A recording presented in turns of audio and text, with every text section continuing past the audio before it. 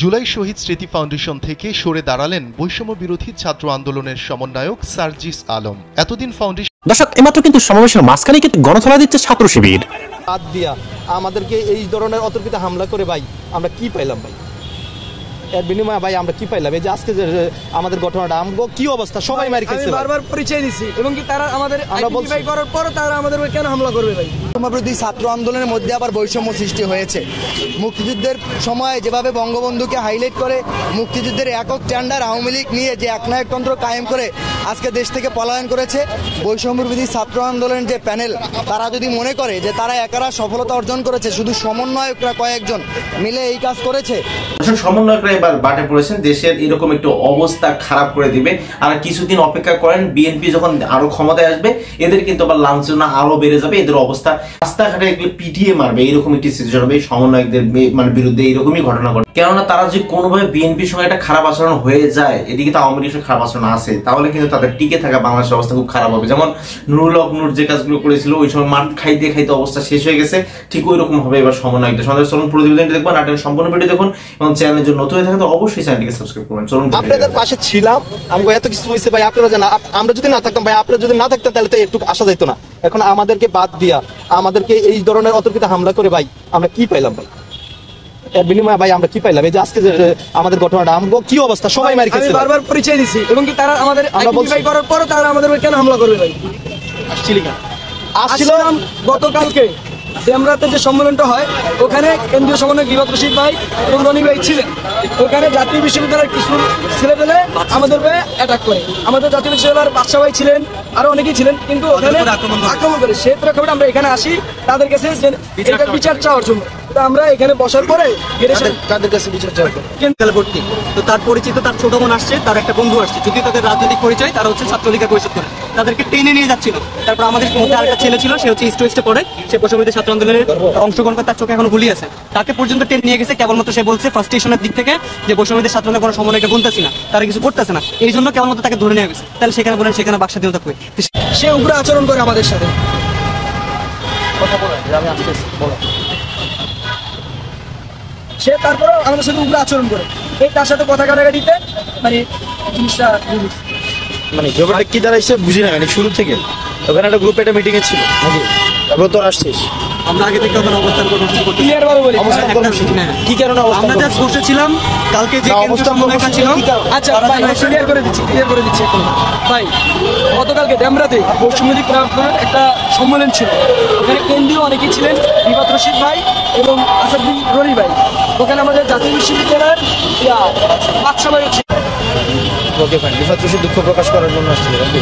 আচ্ছা, তারপরে না ভাই, মূলত আমরা আছি আমাদের বিচার দাবি ছিল, আমাদের ভাইদের আক্রমণ করবে কে? পুলিশ করবে নাকি রিফাত রশিদ? ভাই পুলিশ করবে। এখানে দুটো একটা বিষয় আছে, যেহেতু একটা থানা পর্যায়ে বৈষম্য ছাত্র আন্দোলনের প্ল্যাটফর্মে কন্দলটা হয়েছে, সেটা সাংগঠনিক কন্দল, সেক্ষেত্রে আমরা সংগঠনের কেন্দ্রীয় পরিষদেই আসবো। সেই বিচার বলা হয়েছে কালকে যে কেন্দ্রীয় সমন্বয়করা এখানে ছিল তাদের সামনে আসলে বিচারটা করার, কারণ তারা সিচুয়েশন জানে, তারা জানে যে কি হয়েছে। তো এই জন্য আমরা এই দাবিটা আজকে এখানে আসছি, তারপর আমাদের উপরে হামলা করি। আমাদেরকে বলছি, জানাইছিলেন? হ্যাঁ জি ভাই। ভাই এটা তো রিবাত রশিদ সে প্রথম থেকেই জানে।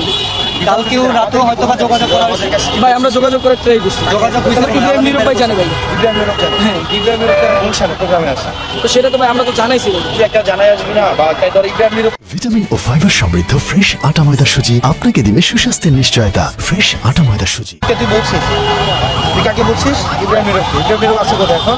গুলশানে একটা প্রোগ্রামে। ইব্রাহিম নিরূপ আসতে হবে।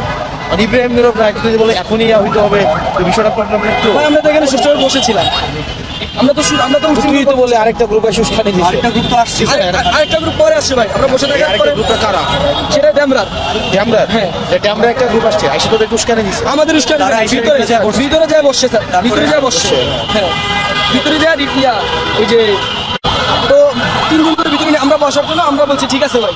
তো একটা সময় এসে কি করে ওই যে এখানে অন্য কোনো সংগঠন কেউ আছে কিনা এটা জানার জন্য বলে, তো স্ব ইচ্ছায় এই দুজন বলছে আমরা গণ অধিকারের সাথে আছি।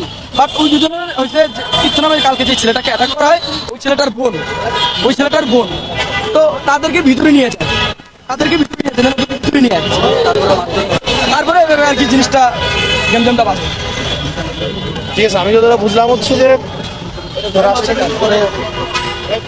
আরেকটা গ্রুপ এসে উস্কানি দিছে, তাই তো?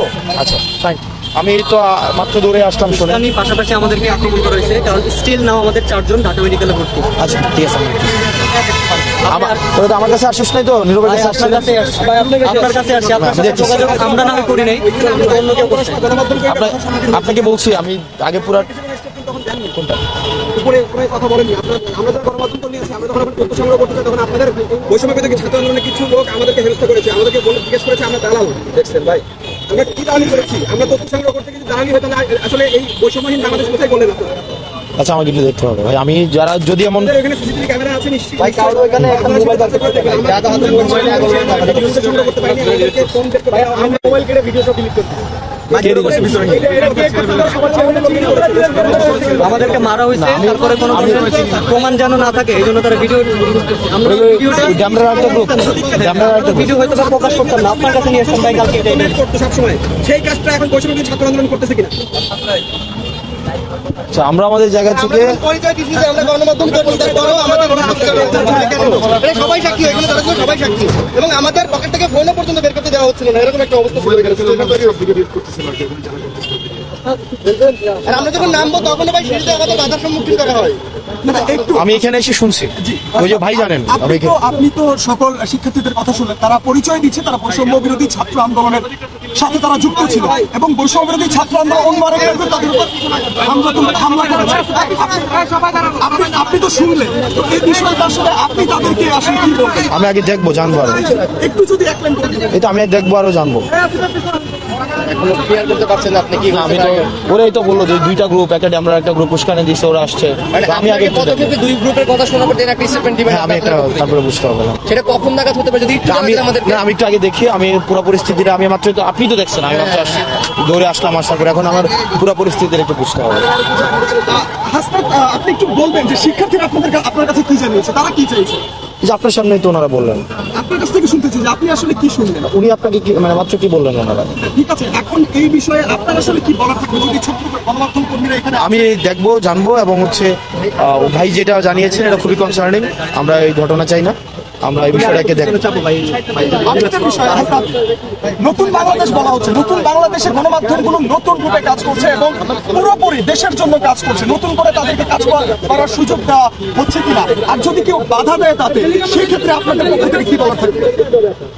গণমাধ্যমের পূর্ণাঙ্গ স্বাধীনতা নিশ্চিত করার জন্য আন্দোলন হয়েছে এবং সেটা অব্যাহত থাকবে। এখনো দেখা যায় যে জুলাই আন্দোলনে কারো ভূমিকার কারণে দেখা যায় বর্তমানে তারা পুরোপুরি দেশের হয়ে কাজ করছে এবং অসংখ্য গণমাধ্যম কর্মী সেসব পত্রিকাগুলোতে, টেলিভিশনগুলোতে কাজ করছে, এবং তাদের উপরে অনেক কথাবার্তা আসছে, যারা আসলে বলছে যে এই ধরনের কথাগুলো না, তাদেরকে বক্তব্য দেওয়া যাবে না, তাদেরকে সাক্ষাৎকার দেওয়া যাবে না। তাহলে কি গণমাধ্যম আসলে পরিবর্তন হতে পারবে? নতুন করে যারা কাজ করছে তাদের কি সুযোগ দেওয়া উচিত না? এটা গণমাধ্যমের দায়িত্ব, গণমাধ্যমের আপনারা যারা ওই যে রয়েছেন ওনাদের দায়িত্ব। তারপর নতুন করে গণমাধ্যম সাজছে, এই বিষয়ে আসলে সকলের উদ্দেশ্যে আপনার কি বলার থাকে? আমাদের প্রত্যাশা গণমাধ্যমের উন্মুক্ত স্বাধীনতা নিশ্চিত হওয়া উচিত। আমি মূলত আসলে কার্যালয়ে আসি না, আমাদের প্রতিনিধিরা এসেছিল। আমি যতদূর জানতে পেরেছি যে যাত্রাবাড়ির মাদ্রাসার কয়েকজন আহত, এই বৈষম্যবিরোধী ছাত্র আন্দোলনে আহত, ওরা এসেছিল যে আমাদের সুচিকিৎসা হয় না এবং আমরা যে এই হয়রানির শিকার, এটা একটা সুষ্ঠু বিচারের জন্য এই সমন্বয়কদের কাছে তারা এসেছিল। তখন কথার এক পর্যায়ে নাকি তারা জানতে চেয়েছে কেন্দ্রীয় কার্যালয়ে যে সমন্বয়করা যে আপনাদের মধ্যে রাজনৈতিক দলের কেউ আছেন কিনা। তখন তাদের মধ্যে দুইজন বলেছে, আমাদের এক বোন ছিল, তিনি বলেছেন যে আমরা ছাত্র অধিকার পরিষদ করি। ছাত্র অধিকার পরিষদ পরিচয় দেওয়ার পরেই নাকি তাদেরকে আলাদা রুমে নিয়ে হামলা করা হয়েছে। এই আমার বোন এবং আরো কয়েকজন আহত হয়েছে ছাত্র অধিকার পরিষদের, এবং মাদ্রাসার ছাত্ররাও চোখে আঘাতপ্রাপ্ত হয়েছে, অনেকের মাথা ফেটে গিয়েছে। না না না, ওরা কারা মানববন্ধন করতেছিল আমি জানি না। আমাদের শুধু দুইজন প্রতিনিধি এসেছিল ওদের পক্ষে, যারা আহত ছিল মাদ্রাসার ছাত্র। এরা ছাত্র অধিকার পরিষদ পরিচয় পাওয়ার পরই হামলাটা করেছে। এখন আমরা বলতে চাচ্ছি যে ছাত্র অধিকার পরিষদ, রাম, বাম, জামাত, শিবির, ছাত্রদল সবাই মিলেই তো এই ছাত্র আন্দোলনটা সফল হয়েছে। ছাত্র অধিকার পরিষদ পরিচয় দেওয়ার পরে যদি হামলা হয়ে থাকে, তো আমরা মনে করি যে এই বৈষম্যবিরোধী ছাত্র আন্দোলনের মধ্যে আবার বৈষম্য সৃষ্টি হয়েছে। মুক্তিযুদ্ধের সময় যেভাবে বঙ্গবন্ধুকে হাইলাইট করে মুক্তিযুদ্ধের একক স্ট্যান্ডার্ড আওয়ামী লীগ নিয়ে যে একনায়কতন্ত্র কায়েম করে আজকে দেশ থেকে পলায়ন করেছে, বৈষম্যবিরোধী ছাত্র আন্দোলনের যে প্যানেল তারা যদি মনে করে যে তারা একারা সফলতা অর্জন করেছে, শুধু সমন্বয়করা কয়েকজন মিলে এই কাজ করেছে, তাহলে কিন্তু তারা ভুল করেছে এবং ভুল করবে। এজন্য আমরা বলবো, আমি যতদূর জানতে পেরেছি এখানে রিফাত রশিদ ছিল এবং আমি ছিলাম না হামলার সময়। আমি যারা হামলা শিকার হয়েছে তাদের কাছ থেকে জানতে পেরেছি যে আসাদ বিন রনি এবং রিফাত বিন রশিদ ছিল। এরা রিফাত রশিদই নাকি হামলাটা করেছে এবং আসাদ বিন রনি উপস্থিত ছিল। এবং এই আমি বলি যে আসাদ বিন রনি ভাইও কিন্তু আমাদের ছাত্র অধিকার পরিষদের ঢাকা মহানগর দক্ষিণের সেক্রেটারি ছিল। এবং এই যে আসিফ মাহমুদ ভুইয়া, যিনি আমাদের উপদেষ্টা, তিনিও কিন্তু ছাত্র অধিকার পরিষদের নেতা ছিলেন। ছাত্র অধিকার পরিষদ বা রাজনৈতিক দলের পরিচয় দিলেই যে হামলা শিকার হতে হবে, তাও আবার বৈষম্যবিরোধী ছাত্র আন্দোলনের নেতাদের কার্যালয়ে, এটা কিন্তু খুবই দুঃখজনক এবং হতাশার, এবং এটা কিন্তু জাতির জন্য একটা অশনি সংকেত। কারণ আপনারা জানেন এই বৈষম্যবিরোধী ছাত্র আন্দোলনটার বীজ বপনই হয়েছিল 2018 সালের কোটা সংস্কার আন্দোলন থেকে। সেই রায় বাতিল করা হয়েছিল, তার পুনর্বহালের দাবিতেই তো আজকে 24-এর আন্দোলনের সৃষ্টি। সমন্বয়ক দুজন ছিল, রিফাত ইসলাম সাথে আরেকজন ছিল। তো ওনাদের উপস্থিতিতেই ছাত্র অধিকার পরিষদের কিছু ছেলেপেলে ছিল, ইভেন হচ্ছে আপনার প্রাইভেট ইউনিভার্সিটি, জাতীয় বিশ্ববিদ্যালয় এবং তেজগাঁও ইউনিভার্সিটি কিছু ছেলেপেলে আসে দাবি দেওয়া নিয়ে হামলার বিরুদ্ধে।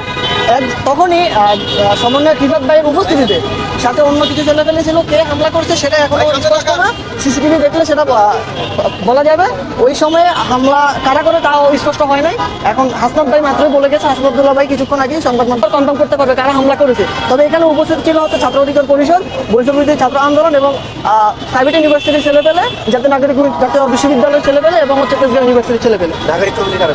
নাগরিক কমিটির নির্দিষ্ট কেউ ছিল না, তবে বৈষম্যবিরোধী ছাত্র আন্দোলনের সমন্বয় ছিল রিফাত ইসলাম ভাই, রিফাত আরেকজন ছিল। তো ওনারা করছে না করে না এটা শিওর, বাট ওনাদের উপস্থিতি ছিল। এখন তারা হামলাটা করছে সেটা এখন স্পষ্ট না।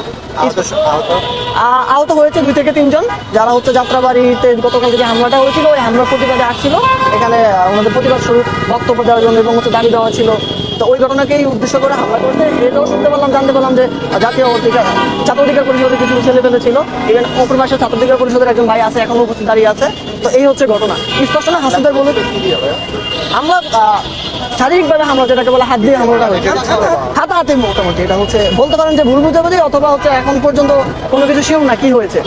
আমি মাত্রই উপর থেকে নিচে নামলাম, যখন শুনলাম যে হামলা হচ্ছে তখন আমরা নিচে এসে দেখি এই ঘটনা। গণ অধিকার পরিষদের কিছু ছেলে ফেলে ছিল, ওদের কাছে স্পেসিফিকলি ভাবে কোনো বড় নেতা বা ওরকম ভাবে আসলে কাউকে দেখিনি। তবে এরা হচ্ছে ছাত্র অধিকার পরিষদের সাথে সংযুক্ত। এটাই আসলে শিরুন এখন অব্দি কাটা মারছে। মার খেয়েছে যারা যাত্রাবাড়ি থেকে সবাই বৈষম্যবিরোধী ছাত্র আন্দোলনের দাবি দাবা নিয়ে আসছে। প্রাইভেট ইউনিভার্সিটির কিছু ছেলে ফেলে ছিল, আর যেগুলো হচ্ছে আপনার জাতীয় বিশ্ববিদ্যালয় আর হচ্ছে আপনার তেজগাঁও ইউনিভার্সিটির। তো সবাই আসলে নিজেদের মধ্যেই হয়তো বা কোথাও ভুল বুঝাবুঝি হয়েছে, মিস আন্ডারস্ট্যান্ডিং এর কারণে এই ঘটনা ঘটছে। এখন অব্দি স্পষ্ট না কে মেরেছে বা কারা মার খেয়েছে। হ্যাঁ, আমি উপস্থিত ছিলাম। গতকালকে মারামারি হয়েছিল যাত্রাবাড়িতে, সেটা হচ্ছে অন্য বিষয়কে কেন্দ্র করে। তো এটা আসলে কারা মারছে এখন অব্দি শিরুন না। বিভিন্নভাবে বিভিন্ন বক্তব্য আসতেছে। কিছুক্ষণ আগে ছাত্র অধিকার পরিষদের এক ভাই বক্তব্য দিল যে ওনারা মার খেয়েছে। তো কারা মেরেছে তারা সেটা আসলে এখন অব্দি বলতে পারে না। এদের পরিচয় বৈষম্যবিরোধী ছাত্র আন্দোলনের নিজেদের মধ্যে। এই হচ্ছে আর কি ঘটনা। এটা পুরোটাই মিসআন্ডারস্ট্যান্ডিং এর একটা ব্যাপার। ইস্যুটা শুরু হয়েছিল কার বক্তব্যের সময়? ইস্যুটা শুরু হয়েছিল আমার যেটুকু ধারণা, আমি এসে শুনতে পারলাম যে রিফাত ভাই আসছিল সমন্বয়, ওনার উপস্থিতিতে আর কি এই ঘটনাটা ঘটে।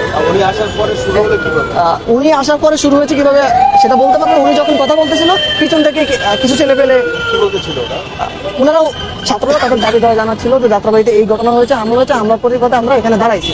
তো এট দ্য সেম টাইম পিছন থেকে কিছু ছেলে পেলে আসে, মারামারি হলো, মানে হাতাহাতি করলো। তো ওইটাই, এর মধ্যে রিফাত ভাইরা সংযুক্ত না আছে কিনা তা এখনো বেশি না। হাসনাত ভাই বললো যে সিসিটিভি দেখে ক্লিয়ার করবে ব্যাপারটা। সিসিটিভি দেখে এটা হচ্ছে কিছুক্ষণ আগেই 30 মিনিট থেকে বা আরো আগের সময়। দুপুরে এখানে অব্দি ঝামেলা হয়েছে কিনা সেটা আমি শিওর না, বাট আমাদের প্রোগ্রাম গুলশানে ছিল। গুলশানের এখন প্রোগ্রাম চলতেছে। তো আমি আসলে বেসিক্যালি গুলশান যাওয়ার উদ্দেশ্যেই, গুলশান হচ্ছে আমাদের আজকে সলিমুল্লাহ স্যার এবং জাতীয় নাগরিক কমিটির মুখ্য সংগঠক শাহিদ আলম ভাই সহ আমাদের থানা প্রতিনিধি প্রোগ্রাম ছিল। ওই প্রোগ্রামের উদ্দেশ্যে সবাই যাবে, তখনই সমন্বয়করা বের হয়েছিল। রিফাত ইসলাম সহ না, এখানে আজকে কোনো প্রোগ্রাম ছিল না। দেখে আপনাদের কি মনে হলো অবশ্যই আমাদের কর্মসূচি জানিয়ে দেবেন। এবং বর্তমান সময়ে তাদের আসলে বিরুদ্ধে অনেকেই অনেক কথা বলছেন। আসলেই কি সমন্বয়করা দেশের ক্ষতি করছেন নাকি তারা উপকার করছেন এবং দেশের মানুষকে রেহাই দিয়েছেন, এটা আপনাদের কি মন্তব্য? কিছুদিন আগেই কিন্তু সবাই বলতো যে সমন্বয়করা সেলুট, আপনারা দেশের উপকার করেছেন, কিন্তু কিছুদিনের মাঝেই কেন জানি তারা বলছেন যে সমন্বয়কদেরকে দেশ থেকে হটাইতে হবে। আসলে ঘটনা কি? অবশ্যই আমাদের কর্মসূচি দিন। আজকে ভিডিও পর্যন্তই। চ্যানেলটি সাবস্ক্রাইব করুন, বন্ধু হয়ে পাশে থাকুন। আল্লাহ হাফেজ।